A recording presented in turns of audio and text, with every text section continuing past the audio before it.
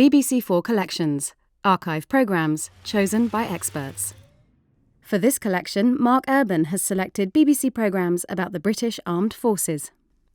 More programmes on this theme and other BBC4 collections are available on BBC iPlayer.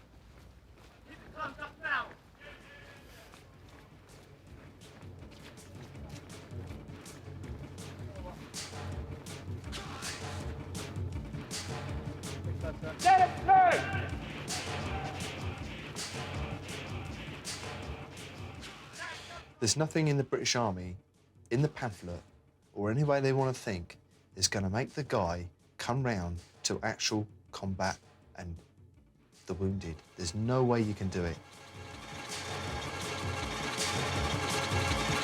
I should put at the bottom of army adverts. You might be called upon to kill someone in your time in the army, you know? Be prepared. You know, like a government health warning on a packet of cigarettes. Some good soldiers might never kill, or kill rarely. It depends on the opportunity presented to them. But I think it's essential to have the ability to kill. The army, from a moral point of view, is a double bind. It means we're saying to people, thou shalt kill if ordered to do it, but remember the general rule is, thou shalt not kill.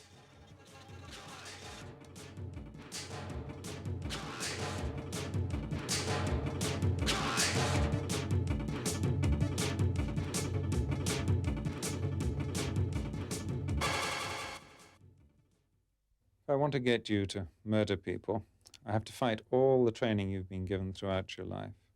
So what I've got to do is, first of all, set up a very powerful authority, which says we have the right to ask you to act as our agent, and we'll take the blame, not you. Then I've got to tell you and convince you that you're now in a different world, above moral standards. We give them a brief, which is go out and kill those guys. And then, when we find out that they have done it, and in particular that they've tortured them as well, and stolen and looted, and that they're also drunk in our streets, we're then very, very perturbed by it.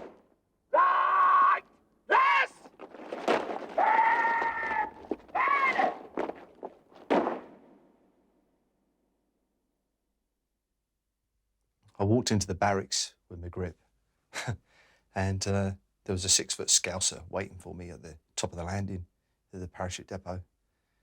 And I walked up to him. I was totally naive to the system and what was going into. I must have been really raw to it all. And I walked up to him and I said, "Yeah, can you tell me, is this where 446 platoon starts, you know?" And he produced a bloody great stick from behind him and whacked me straight over the head with it. I mean, I just put my hands on the wall because I saw stars, I didn't know where I was. He said, "Listen, you little shit." He says, "You call me corporal, and you go down the end there, at the end of the corridor, your bunk's waiting. Now, I don't want to see your face." And I walked down there and there was 9 other guys sat on the bed there with lumps on their head as well. And that was my first taste of training in the parachute regiment, to say, you know, I knew it was going to be hard straight away.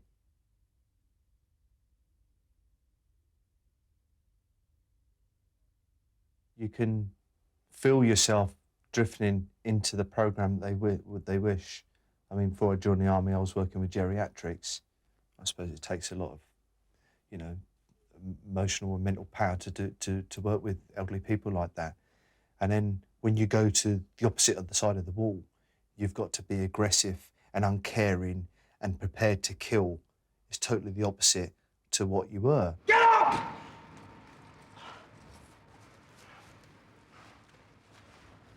Left you. Stand up straight.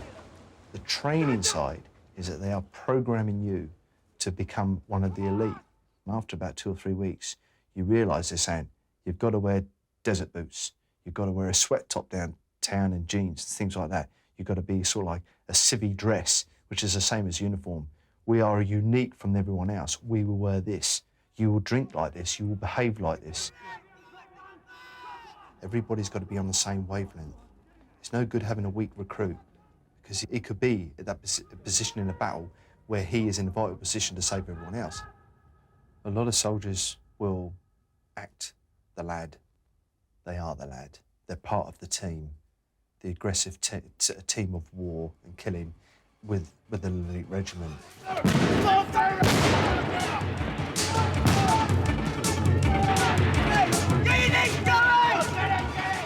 When the lads get downtown, all hell, especially after a long exercise in Otburn or something like that, they come back, they are going to get blitzed out of their heads. There's nothing like for the public to see in town on a Saturday night when the lads have been away and they're back, to see someone drinking a pint of piss or throwing up over each other, dragging the guy into a pub from his legs, you know, into the pub. Can't leave the wounded guy outside. He's not wounded, he's drunk. I was married when I was in the parachute regiment. It didn't do me no good. As far as I'm concerned, I wouldn't have married while I was in the parachute regiment. You're away 6 months to 9 months of the year.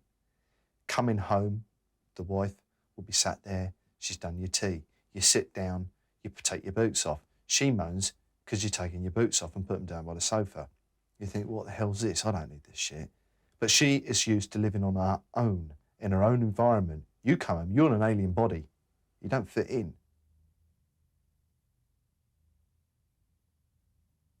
She had a different attitude to the marriage. I was thinking, parachute regiment, the army, career, let's go for it, and forgetting perhaps home. We drifted apart, and we ended up getting divorced through it. There's hundreds and hundreds of other squaddies out there who know exactly what I'm talking about, by the pressures of the job, because you've been programmed to think for the army and do what the army want. When you go to war, you don't fight for Queen and Country or Maggie or whatever you want to think. You fight for yourself, and most of all, you fight for your mates. Without your mate beside you, you're nothing. Right hand side!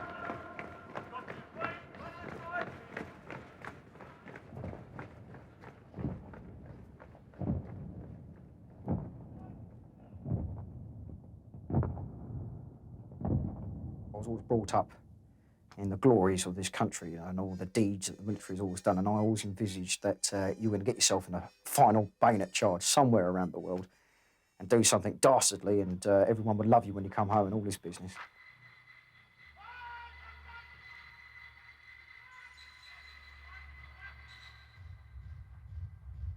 When I joined, no one would speak to you for the best part of the year, because to them you were just a crow, you were just a sprog. You're just some little git, an urchin off the street, you know. You're in their army, you're in their regiment, and they won't accept you till you proved yourself, like.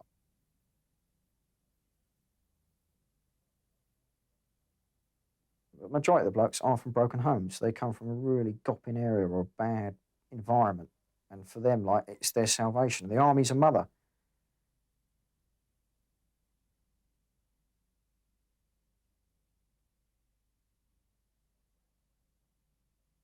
I used to live with my grandmother, where it's nice, safe, secure home life, really.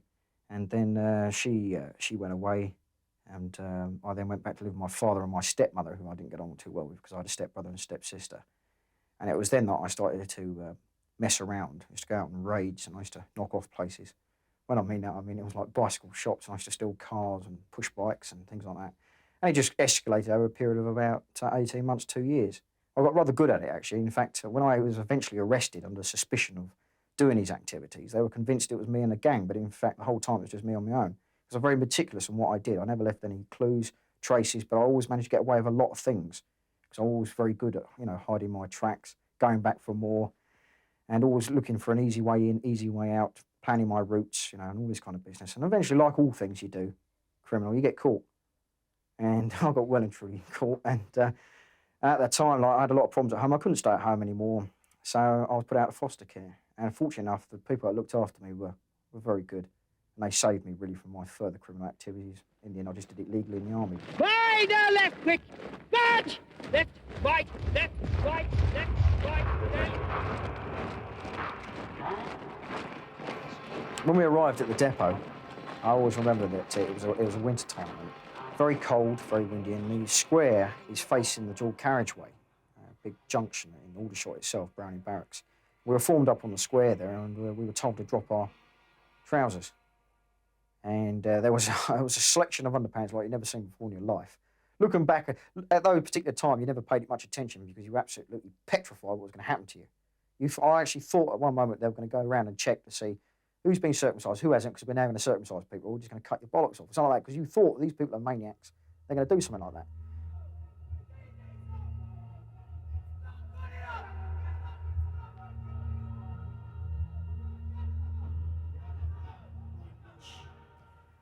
All these little things to wind you down, to abuse you, like get you naked, was always the best, you see.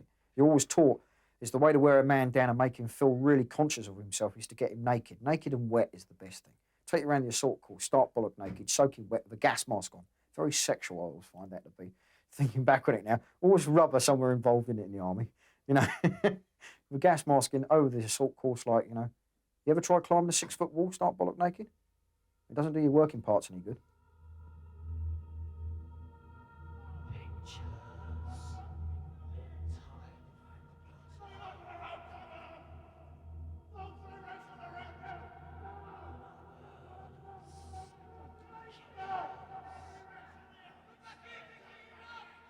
When you have a really hard exercise, you know, you've lobbed in, you've been fucking around a couple of days before the lob-in, you've lobbed in at night, you've worked all that night, all the next day, all the next day, all the next day, you've been in ambushes, advanced to contacts, day in, day out, no sleep, hardly any food, you've been out 3 or 4 days, you come back, you're soaking wet, you're hypothermia, frostbite, you're pissed off, you want to fill the CO in, you want to kill the sergeant major light, and the first thing you want to do is attack some beer.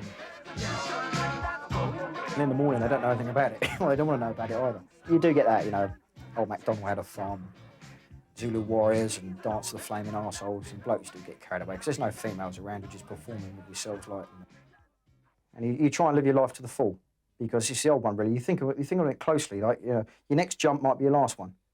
You know, or the next exercise you do might not be your next exercise, might be for real, you see. So at all times, you spend your money and you have a good time.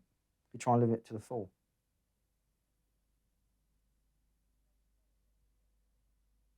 You know where your morals are. You look after your own mates. You try and do the best for them. Simple as that, really. Everyone is very much equal, whether you're black, white, red, yellow. You are a paratrooper, and that is that. We can't have every sort of like civilian swinging dick in the army. So it's as simple as that. We don't want them. We don't need them. Put them in a labour force if it's really that necessary, and have them working out, cleaning up litter and sort of like painting up vandalised bus stops and things like that. They can do that. But keep well away from our army. The whole idea is to make sure you can take any type of abuse, physical torture, mental torture. If you can handle that, then you can handle an assault on an enemy that is 5 times your strength because you're so gung-ho.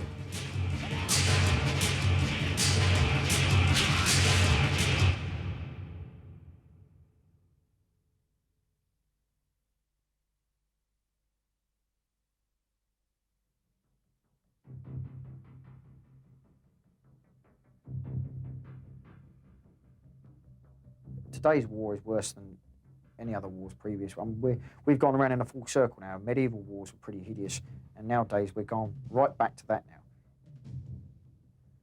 It's just it's like a big exercise for real. And a lot of blokes get the Aldershot syndrome. They say, I don't want to die here. I want to fuck off back to Aldershot, go down the discos, go down a pub and be a paratrooper part-time and not do it for real. Unfortunately, a lot of blokes like that. Not all of them, but a few. You know. Whereas I got to the stage as well, I don't really have got not much to go. I haven't got really much to go back to anyway. I'm still relatively young, you know, 21, 22. I got no girlfriend. I'm not married. You know, I don't own any property. The only thing I've got is my bunk, my bunk bed in the army, like, you know, and my equipment. That's me. You know. So really, at the end of the day, whether I die here or not is immaterial because I'm going to die one of these days. I might as well die here. So let's go for a little bit of glory, lads. Let's have a little bit of fun. You know, let's do something that we could never. Good chance we're never going to do again in our lives.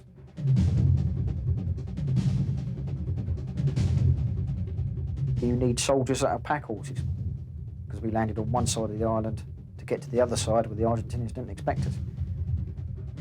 I was lead scout for my platoon in my company, which was B Company 3 Para. And I was like centre man of the platoon, and we were sort of like going straight up the mountain. And I was in 5 platoon at the time. 6 platoon was going to the left, and 6 platoon was going to the right, and 4 platoon was going to the left, and 5 platoon was going straight up the centre.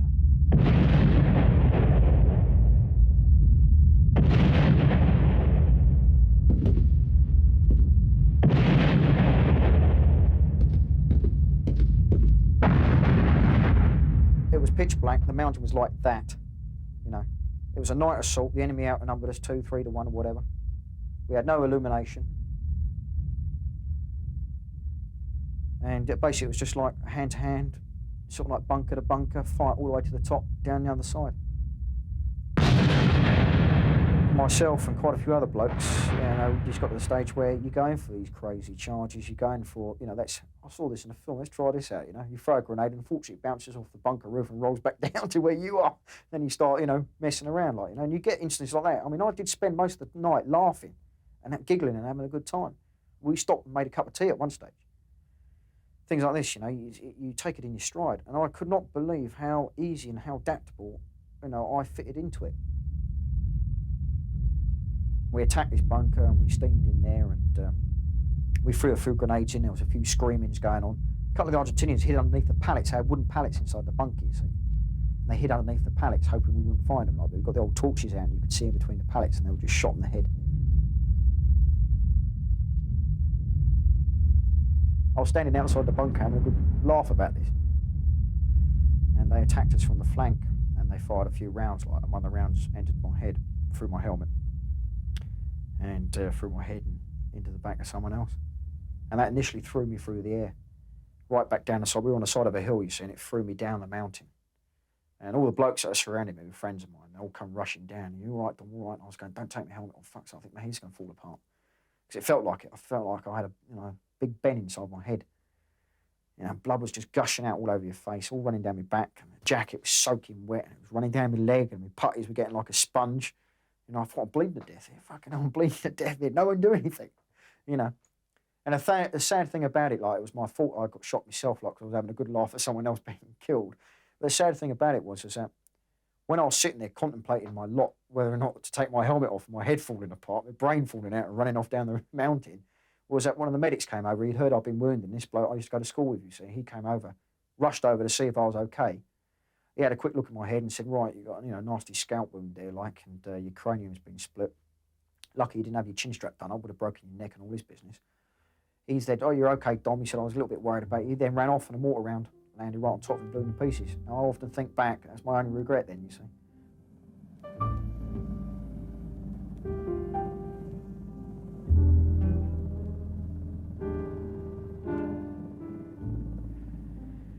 But I didn't really want to leave the blokes, you know. I didn't really want to leave the company of men that you keep. I didn't really want to leave them, you know, whether they're wounded or in one piece.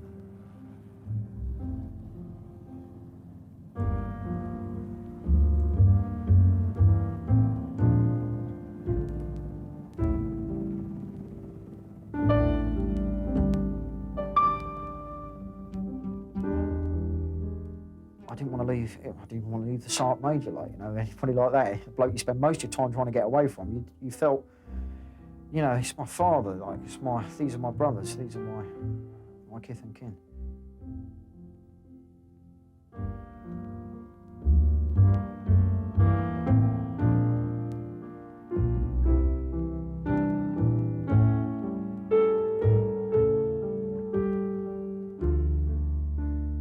I was away for 13 weeks leave, you see, which is that's a long time.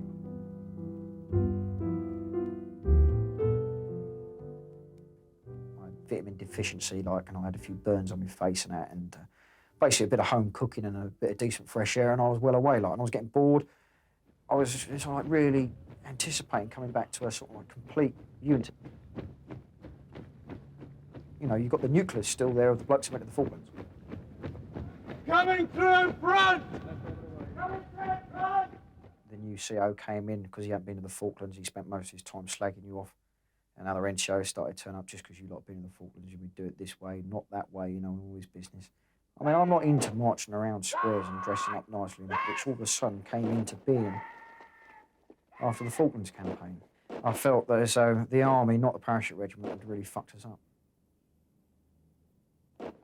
You say, look, I can earn twice as much more money outside the army now, have a much better time, you know, can maybe calm down a little bit, maybe settle down, maybe do the worst thing and get married, you know. But that only happens for a couple of months, then you realise you might have made a mistake. Because you think about it every day, you see. You can't keep it out of your mind, you know.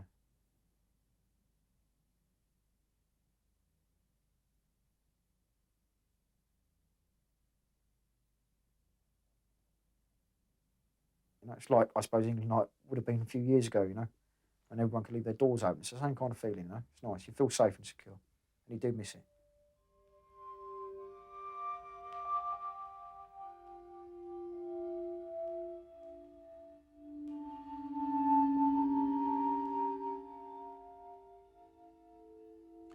I didn't think I'd actually have to kill anyone. I think right up to the final moment, I thought, no idiot's going to actually go through with this. There's no way. I mean, by the time we got there, 2 para had actually gone through their escapade at Goose Green, and we were about to march on Mount Longdon, and we're looking at the objective, and I'm thinking, there's no way I'm going to have to kill anyone. It's not going to happen. But when you get the Padre, he was a brilliant guy. He was a real good guy. He was coming around saying, listen, let's talk fact here. Where do you want to be buried? You say, well, home. Put me down for home. There's no way I'm staying in this shithole. I thought, hang on, this is for real. This is no shit no more. We're going for it.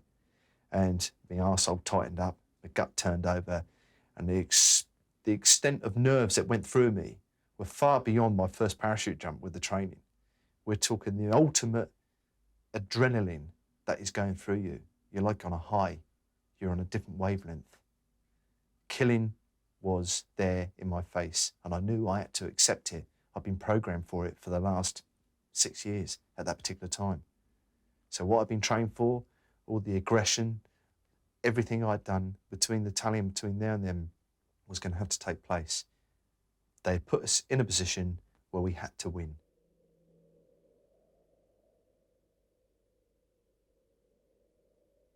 When I went through as first light and we run through B Company's lines, and I saw the Sergeant Major of B Company stood there, his face remains with me today, because our company was pretty well decimated at that time. And you see guys lying there with arms hanging off, half their face shot away. You know, they're shot to smithereens, they're screaming and they're moaning. There's nothing you can prepare yourself for that.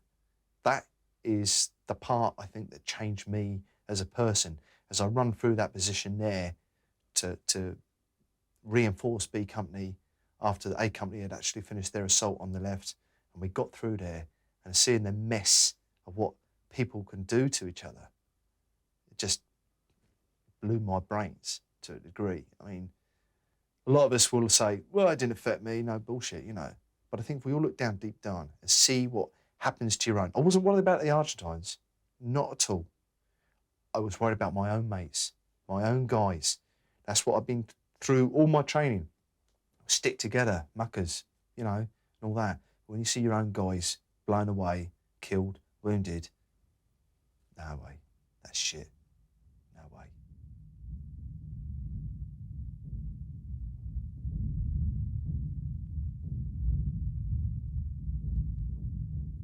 On the next day, I can remember sitting there having a brew with a couple of lads. It was just after a stand down from expected counterattack, and all of a sudden, we didn't even hear it. It just went whack.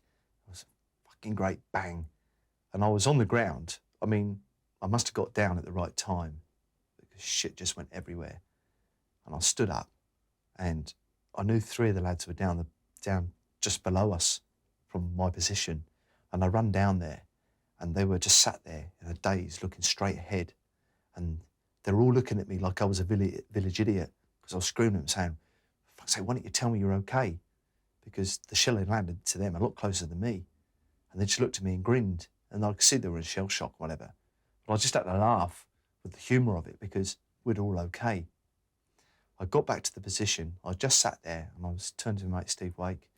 And I turned to him, I says, that didn't sound like artillery, you know, that sounded like there was another one coming.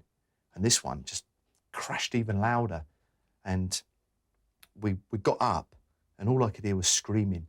And I looked down the hill and I could see one of the lads just laying there, and there was smoke coming out of his smock. And Denzel, his name, was a Welsh lad, brilliant guy, one of the Italian characters. Couldn't meet a better guy, and he was just laying there screaming. I just dropped everything and I ran straight down to him, irrespective of another shell coming in, because it was one of the lads. He had to get down there. And I got down there, oh God, his leg, you know, and there was a 9 Squadron, Jonah, he was with me, and we were trying to get Denzel not to look at us. And Jonah said to me, look, see to the other guy. And I looked to my right, and there was another lad laying there. I don't want to say his name, for family reasons, obviously. But he was just laying there. And we'd always been said, the quiet ones are the worst ones. I mean, Denzel was in a mess, but he was going to survive. We knew that straight away. The other guy worried me. And I crawled up beside him, and I got my knife out, and I was trying to get his quilted trousers off and get his smock open, because we couldn't see anything hanging off. There was no, he had all his limbs and everything. He was okay. And I was really trying to get his wounds, and I just couldn't get his wounds. And I was crying with it, with the frustration of trying to get to him. And the doctor, the army medic, skidded him beside me. He got this massive, great pair of scissors, straight down, and his legs were just a mass of lacerations from the shrapnel. And he said to me, look, just get your bandages out and tighten around the lacerations as much as you can. And while I was doing this, the company clerk, Clive, was actually holding his head, talking to him. And he was just looking blank. He was pale. And, oh, God, there's no way you can sort of relive something like that again. The doctor was doing the best as he could. There was 3 of us working on him at that time. I was beginning to get in the way because the frustration of it. So I got up beside him and I was saying, listen, hang on in there. And he was looking at me, big wide eyes. I always remember his big wide eyes. And he was looking at me and I was saying, look, hang in there. For fuck's sake, don't go. Just keep there. I said, everything's going to be all right. And he was hanging in there and his face just slipped. It just slipped. I could see him going, and watching him die like that pissed me off, something chronic. What a waste. There's nothing he could do. Nothing the medics could do or anything. He just died. That hurt.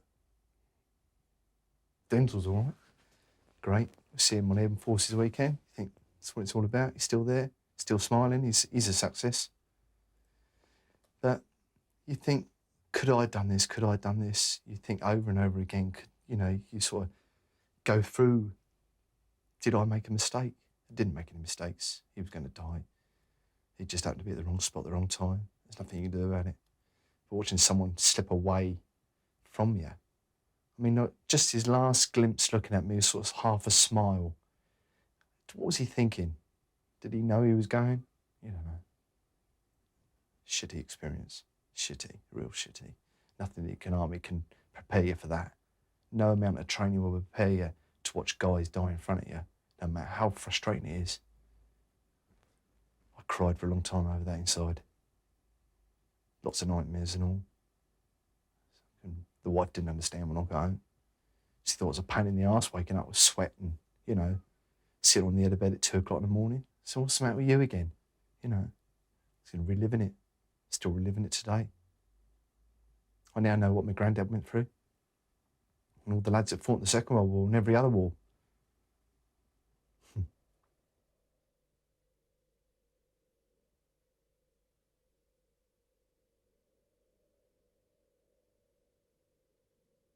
About 3 or 4 hours after this incident, myself and a friend of mine, Kev Connery, were actually looting, basically.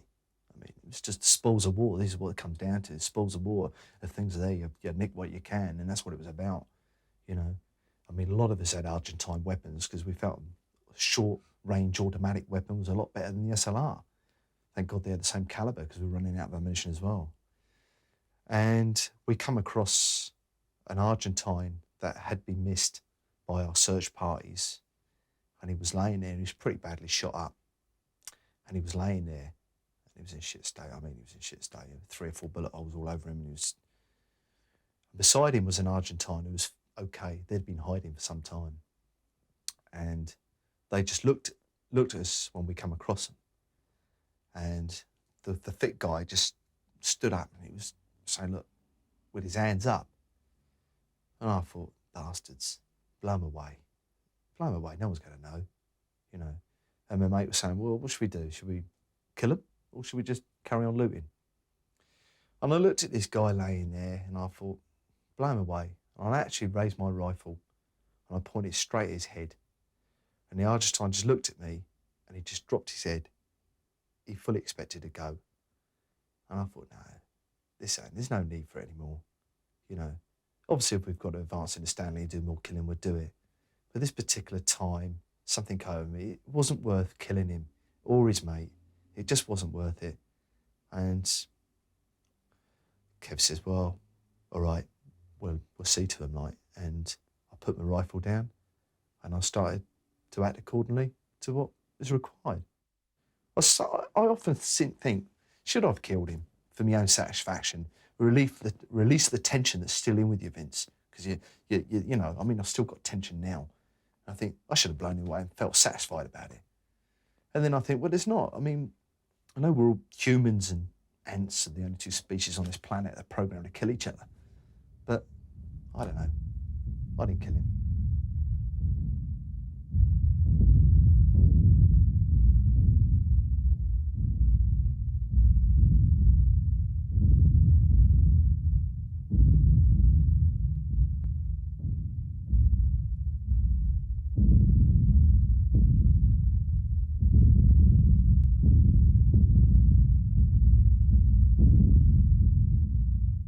My own personal feeling is why a lot of the lads left after the war is they'd been blooded, basically.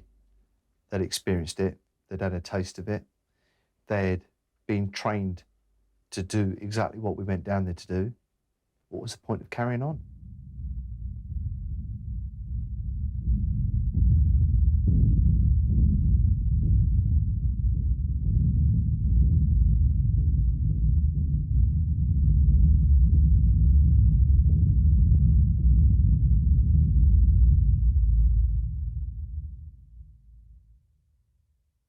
Virtually everyone shows an effect, and that effect is disruptive and damaging and diminishes the person until they find a way of patching themselves together again.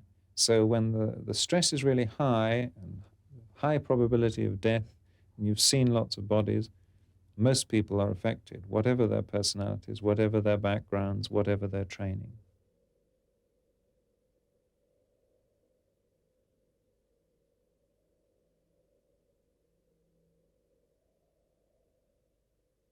Everyone who's trained to kill has a paradox. If they don't kill, then their mates' lives may be at risk. But if they do keep killing, then they're seen as sadists and looked down upon.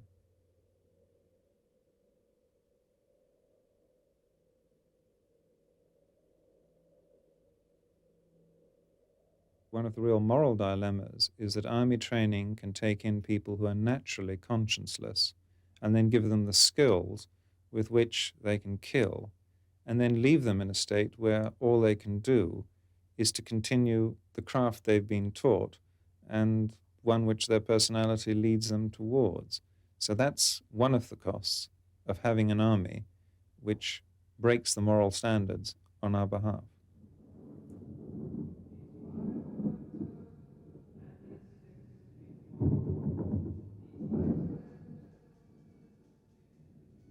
I had to go elsewhere with the skills the British Army had taught me. I had to take those skills overseas and employ them there.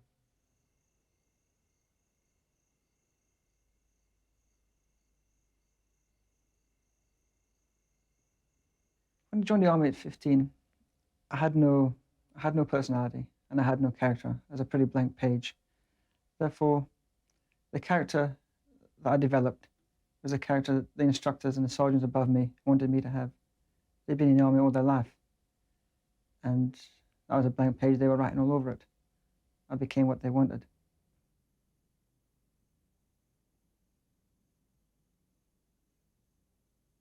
All I wanted was to travel. You know, England was the end of the world in those days. You know, I'd never been out of Scotland in my life. But somewhere in the training, they got the idea across to me that killing actually was our game. You know, somewhere they got the idea in there. And there's no fancy way to dress it up. You know, there's no fancy way to dress up dead bodies, you know, in all this patriotic claptrap that people give you. You know, when you're killing people, you're killing people. No, I accepted at an early stage that was my job, was to fight war, was to fight.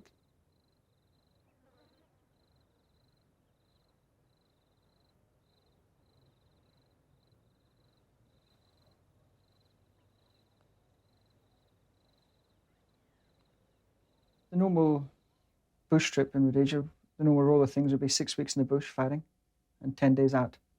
During that 6 weeks, we could expect to fight, to contact the enemy and kill.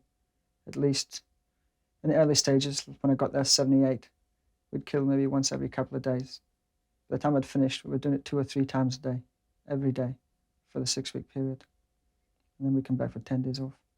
Then we'd go back and do it again for another 6 weeks. In the normal 6 weeks, towards the end of the war, we would expect to kill 120 terrorists in a 6-week period. That'd be considered good.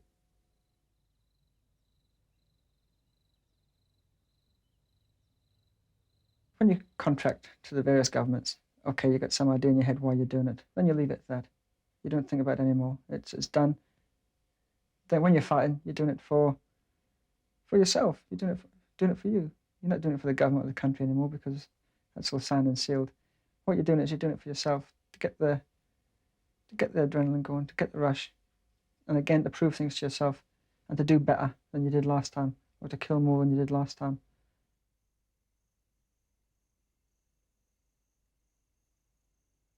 I chose to fight a war, knowing that people would die, and of course I killed people. But I feel no guilt about that.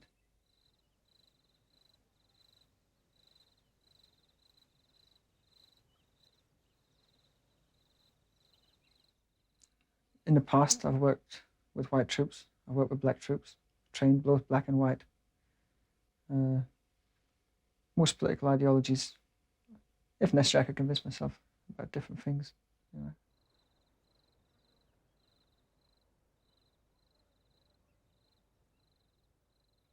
Politicians declare war, soldiers fight. Somebody else made the decision to start the war. It was my job to participate. I never have any difficulty with my feelings about war. To me, it's black and it's white. You know, it's very clear cut. There's them and there's us. I wasn't trained to question people above me who say, today we'll go and we'll do this job.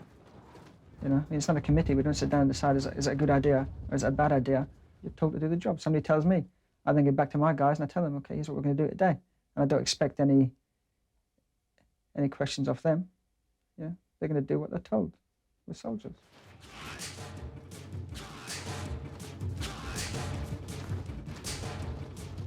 The only other model we could go to is that we don't have agents, we do it ourselves. But we have picked trainable waifs and we've left them as brutalized waifs.